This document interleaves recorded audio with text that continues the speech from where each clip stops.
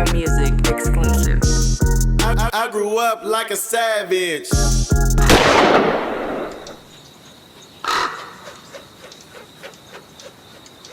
On Lexus out here, like, Right. who is this guy? Yeah, like, you know what I'm that's some saying? country And I used to shit. just see him like this nigga country as hell, like, you know what I'm saying? And He had the 500 SEL on the he had Days that of too, O's yeah. And but I also had known him. Chris Hicks remind me of this. Yeah. Is that P used to be at the parks and the fucking Y's hooping, Yeah, all by the time. himself. Yeah, Like, it would be him and Big Ed. and Big Ed, Big yeah. Ed, But he liked to fucking hoop. Yeah, like, well, see, that's the thing that people don't understand. Like when people seen P playing basketball and going to the league, it was like, what the fuck you trying to do? Right. People don't understand. That was the initial dream. that's the original. The music, when he started doing music, that was people that knew him was like, what the fuck is he doing? And You know people what I that mean? went to school with Silk said he was nice too in Yeah, Richmond. Yeah, yeah. they say he was nice. Right.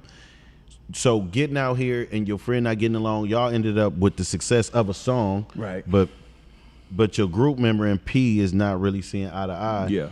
Oh, and something else I want to ask you about this time. During that time, you making a lot of relationships in the Bay Area. Yeah. And what did you feel about the situation as far as the Ice Cream Man? Because this is around the time you here. Yeah. So this is around the time Luniz make this Right. song. Like, was it ever any clashing, or did you ever talk to them anytime? No, one-on-one? I'm gonna be real with you, bro. Like, and it's funny that you saying that because I just talked to Yuck. He's coming to my show next week. Okay.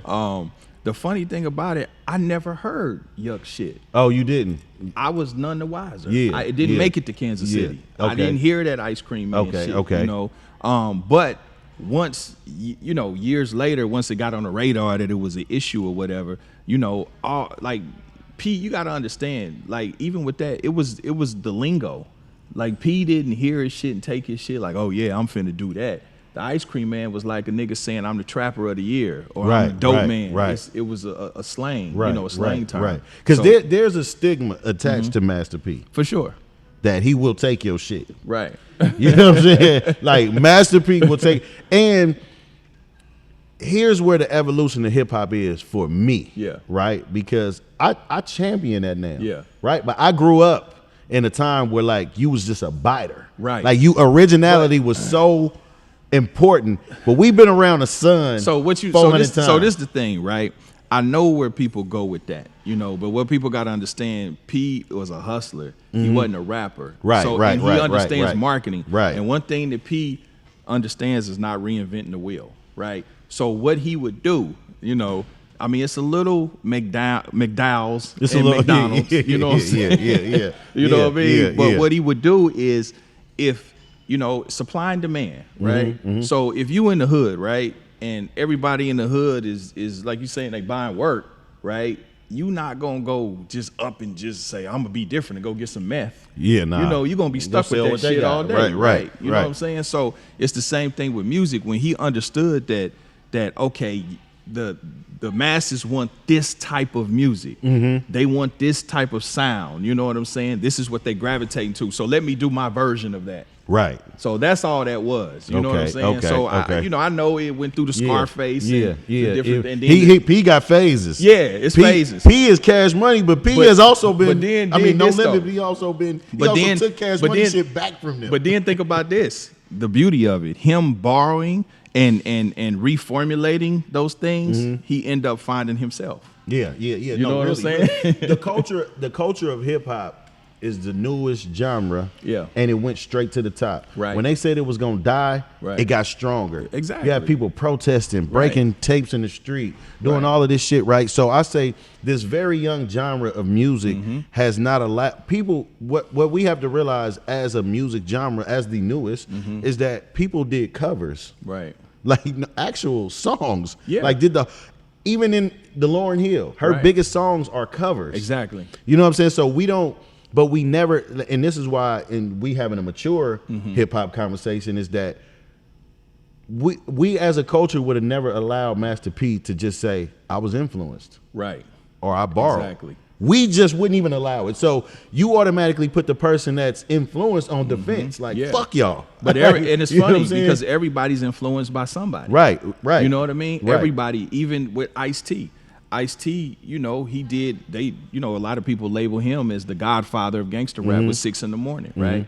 he said he got the cadence and the idea from an East Coast nigga, the Right. PSK Right. 13, whatever that was. You know what I'm saying? Everybody is inspired by somebody. You feel me? I was inspired by Eazy-E. Right. You know, all my raps initially was in the cadence of E. You know what I'm saying? So we got a 3-letter group in the house now, but we got NWA. Exactly. We got CMW. Exactly. We got, you know what I'm saying? Yeah. We got all of these people that like we were influenced by one another, but at the same time, hip hop was still growing, so there were originals. You would have pockets of somebody like you're not, and then they'll be unique. Like you're not just gonna get another Busta Rhymes. Exactly. They not run of the mill. Right. That's a different rapper. You know what I'm saying?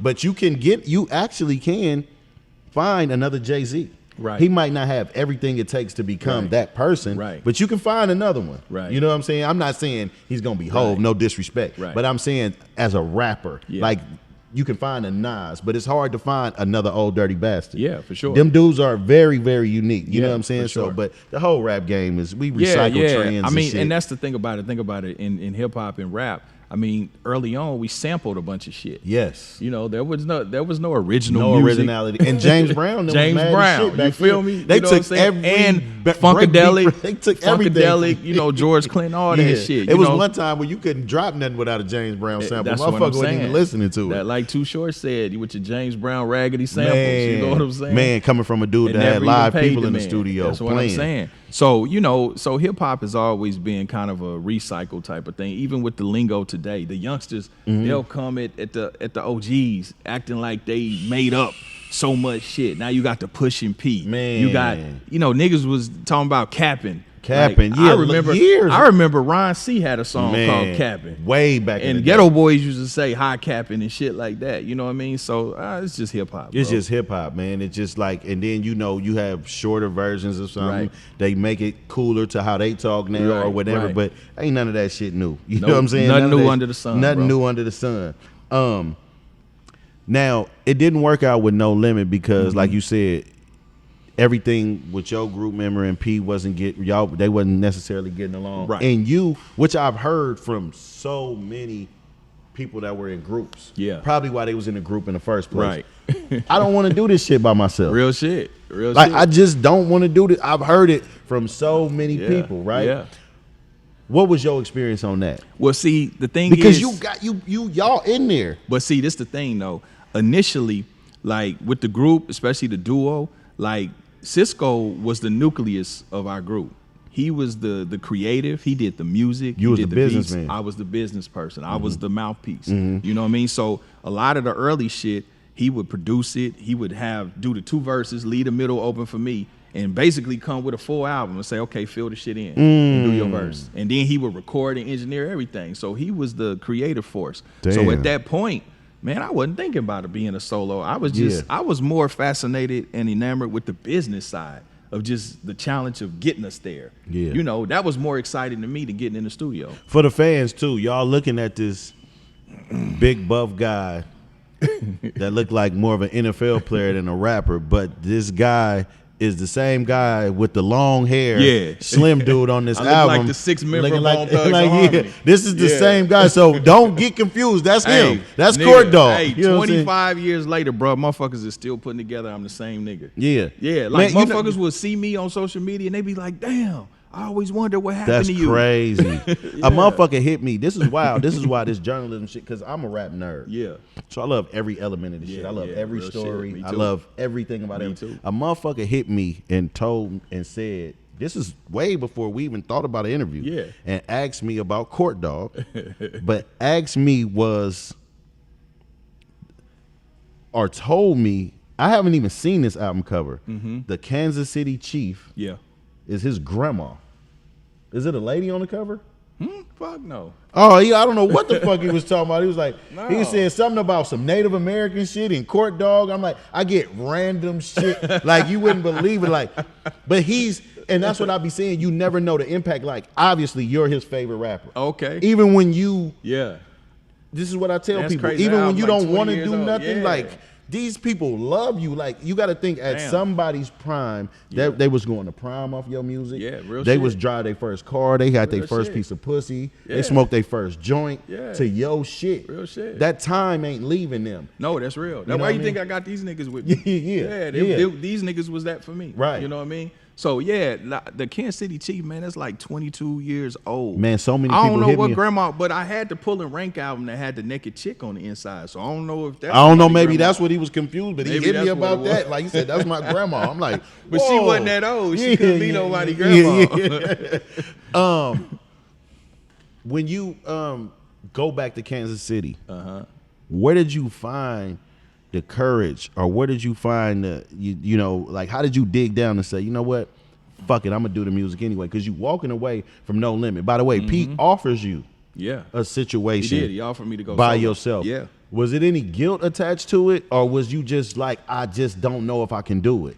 Yeah, I'm gonna be honest, bro. I wasn't confident enough. Yeah. I couldn't have done it. I wasn't prepared at that juncture of my life. I So, wasn't. so how prepared. much time passed when you went back home before you said, fuck it, I'm in the booth? Well, I mean, you got to think. We never stopped recording. You know, Okay. what I mean? We never stopped recording. Because y'all dropped something again together. Yeah. So we never stopped recording, bro. So the solo shit didn't come until like the late 90s, like 99, something like that, as I started, I guess, the sense of urgency. You know what I mean? Because you got to think, too. Even though me and P are still talking, I still have a relationship with him. You got to think, I'm watching No Limit just blow the fuck up. Now, you got to think, I'm 19 years old, 20 years old, and you just know that, damn, I could have been right there. Right, Or right. I could be right there. Right. You know, that's a phone Right. call. But you still getting P support. Yes, yeah. So, I mean, is he supporting you guys as a group, or he just, I fuck with Courtney? It was he fuck with me. Yeah. Yeah. So what it was, he would do shit like I would get, like, I was doing distribution through Southwest and all that shit, right? He would just use his influence and be like, all right, bruh, you know what I'm saying? Whatever you can get pressed up, they're gonna cash you out for. So, P was damn near, was he getting you a 90-10 too? Basically, just off a phone call. You know what I mean? So like my Kansas City Chief album, I got like 60,000 units pressed up, and he made them people pay me up front for that shit. Wow. You know, just based on the, you know. And for the people, That's $7 a CD. yeah. And Yeah. for the people who's not privy to understanding the music game back then too, I like to educate the youngsters. No Limit was the masters at shipping. So if something was hot, P could check the temperature, get that shit pressed up. It's in the stores, they take it. Real shit. And you got to think, I did all that myself. Yeah. Yeah, I pressed it up. I spent my own money. Everything was done by me. Yeah, You know but what I'm he's saying? negotiating the same. Yeah, but he play basically getting, just, yeah. hey, you know, take care of my partner. Yeah. You know what I'm So saying? you ever did like City Hall? With Walter, yeah. You did City Walter? Hall, Gonzalez, Selecto Ground Level, hits? Selecto. Yep, I was fuck with Selecto real tough. Yeah. Ground Level in LA. Yep. Okay. Yeah. And So Super D's, I think, was down in Irvine. Yep. yeah, that's dope as fuck, man. I like that, and I like the fact that from very first initial phone call to just growing up and having your shit going on in your life and being back in KC, that Masterpiece still fucked with you and supported For you. sure. Like, and For sure. how was you? Because one thing I noticed about you, you was getting all the features though. How was you doing that? Man, bruh, that's just relationships. Yeah, no, that's crazy That's because you just got relationship. features Well, that Bay Area niggas exactly. can't get from Bay Area niggas. Exactly. I'm gonna tell you, bro. I was always good at just cultivating relationships. Like me and D-Shot from the Click. Me and this nigga used to talk on the phone all the time in the 90s. I never met this nigga face to face, but you would have thought that Wow. we were super best friend. You know, I just would do shit like that with Yeah. Brother Lynch. Same Yeah. way with him and RB. Gangster Pat from Memphis. I've been knowing Gangster Pat since '95. Wow. And it just, you know, I was always good at just cultivating relationships. Where did bro. where did you learn that? Because it seemed like you had this shit already early on. It was innate, bro. And being a you know, you gotta have shit in you. Like Yeah. even being in a Crip situation and not being the extra supered out Crip. Right. Right? Like, how did you gotta be a tough skin, tough Right. nigga. You know, because you Right. know the busters in the hood, they're like, bro, course. why are you just too like Yeah. you ain't even like that. Yeah, for But you sure. know the ones that's like that. Like, where did you get that from? Well, I think it was just innate, bro, but I always had balance. Like, that's the thing that P always liked about me. He would say, I can take him to the boardroom and I can take him to the projects, and he can function optimally in both places. So I'm able to go in and out of it. You know what I'm saying? So, and then I was always a leader too. You know, I always danced to the beat of my own drum. You know what I'm saying? So I always had a vision. I always knew it was something. Even when I was knee deep in my bullshit, I always knew it was something bigger for me on the other side. I didn't really know what that was, but I always knew it was something. I was never really like a born to lose ass nigga with no hope, where I knew that, okay, I'm gonna die in the streets, wind up in jail. I knew that wasn't, in the cards for me. You know what I'm saying, at that point in my life. So, and the thing is I enjoy playing the game. I just enjoy it. You got a way about you that's, to me, obviously a lot like Master P. And what I say is being very much in control of yourself. I've been hearing that like since the 90s. Yeah, it's. I mean, y'all like. But you got to think, bro. We kindred spirits. That's why we clicked. That's why y'all clicked like that. Kindred spirits. And people need to understand that because, like, I'm sure you gotta like P has family members, but I'm sure you and him got a bond that's closer than some of those people. Yes, and absolutely. That's just what happens, and those are things that you shouldn't ignore. You know what I'm saying? Because family, blood and being related is one thing, but being family is a totally another different thing. Yeah, you know I'm closer to more people that I don't share a bloodline with. It's crazy, ain't it? Yeah. So in the process of you going from the initial meeting with P all the way up until you still releasing music, you getting all these features, you never stop performing. Your buddy decides he want to go another direction, which makes you have these solo records. So many artists talk about that moment. Well, so my first solo album, which was Pulling Rank, my partner produced the whole album. He supported me 100% on that. Yeah, that was the first one. Yeah. But and everybody loved Pulling Rank too. Yeah, it was an underground classic. Yeah. Yeah. But eventually he wants to go and do his own thing. No, it didn't happen necessarily like that. What it was is he was, so, we all, at this point, we're growing up. We're growing into young men. I had my first child at 16. He's having kids. He's navigating adulthood now. I like to say life happens. Yeah, life happens. So you got to think, we started this journey when we 14 years old. No responsibility. We're young men dealing with real life shit. So at that point, he is, he's navigating real life shit. So he ends up moving. He decided to move to New Mexico with his family. You know what I'm saying? And so that's kind of where our split, not a personal like fucking type of split, but just he wanted to do something different with his life, and so that's what made me jump out there with the Kansas City Chief and all of that, because I still wanted to pursue what I was trying to do. You big dog in your city. A lot of people know you. Did you like you? Because I know from just knowing that doing my research, you still was in the streets. Yeah, still doing your thing while you doing music. Yeah. And being the big dog in your, how did you avoid just? I mean, of course you had the rigmarole in the game. Right. I'm not talking about every small incident that happened, but I'm just saying, how did you avoid the large trouble, the legal trouble, the niggas even? Yeah. Playing defense, bro, and and a lot of people praying for me. I can't take all the credit for it. You know what I'm saying? I'm just not that smart. You know what I mean? But I can say this: when I was doing my thing in the street, I just moved different than a lot of the niggas. Like I could kind of hide behind the rap shit. You know what I'm saying? In terms of the game, like you can market yourself in the streets, right? You can market yourself as a jacker, dope dealer, pimp, whatever, right? So I always marketed myself as the rapper. You know what I mean? I never liked people in my business. So a lot of niggas would deal with any and everybody they could get money with. See, I seen that go bad too many times. So when I was doing what I was doing, I would deal with niggas that shared the same type of disposition I had. These was niggas that had businesses and had families. They didn't want nobody to know what they was doing.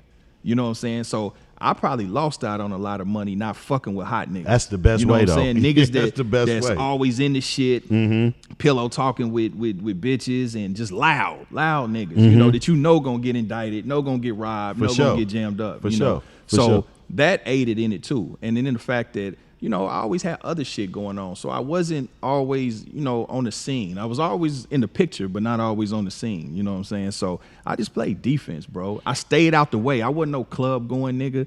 I didn't never want my name to ring out like that. Okay. You know, where okay. a lot of niggas won't be the king. They want their name. They want everybody to know they got the pat. The Kings always got a short time span. And too. then on some real shit, then, like you said, when we go back to the crack cocaine shit, I didn't get into that. And I'm gonna tell you why. Cause it wasn't worth it for me. Cause I was seeing niggas get 10, 15, 20 years for, you know, 8 balls and 16ths and bullshit, an ounce or some shit. And I was like, that shit ain't, no. When I was watching Snowfall the other day, and I watching Snowfall, he said, man, y'all, the law's changing. They about to have mandatory minimums. Man, fuck. I'm like, Real damn. shit. I wonder Real what shit. nigga really knew, though. What nigga really gave everybody the speech. Hey, I didn't need the speech. When I see niggas going to court and not coming home for a decade over some dumb shit, I was like, oh, no. So I start fucking with weed, bro. You know what I'm saying? I was get the like, weed. fuck that. I was like, worst case scenario, nigga, you know, on a bad day, first offense, nigga might give me a 5-piece. You know, I could do that. I could do that. You know what I'm saying? I'm not fit to do this 20-30 shit they talking about. So that's another way that I stay right. the way. Now, mind you, I'm dealing in federal guidelines with weed, but still, it was different than that other shit. Yeah. I gotta ask you some real shit of a person that travels back and forth that have been doing this from Kansas City to here and all around the South. A real Oakland, Kansas City question. Flints or Gates? Shit, Gates. Gates all day. Nah. Gates all day. Anything else is anything else is heartburn. God damn. Yeah. And the reason I say that, like, I like the Gates, right? But here was the thing. They had the smoker and not the pit. Yeah. So I'm like, okay, the smoker shit on that's some KC shit. Yeah. Because you know we got the pit. Yeah. Y'all got the smoker, and then you know I go to Memphis too. Yeah. Okay. So I always be like, okay, who got that shit? Yeah, like you know what I'm saying? Which one? You know what I'm saying? But is it anything better than Gates in KC? I mean, it depends on who you ask. You know what I'm saying? Because you got LCs, you got Arthur Bryant's, you got Jack Stack. So it depends on who you ask. Yeah. But most people gonna say Gates. Stay all blue. I'm just trying to stay racked up like you. Put an 8 in a 1 and do magic. Tryna stretch hair on like elastic. Eco-friendly drug dealer, I don't waste no plastic. Use all 4 corners of that baggie. All I ever wanted was a bankroll. So I pull up on Champ before the bank close. Say no to stank hoes and stank clothes. No paramedic pimpin', nigga, we don't save hoes. Yeah, rest in peace to Lil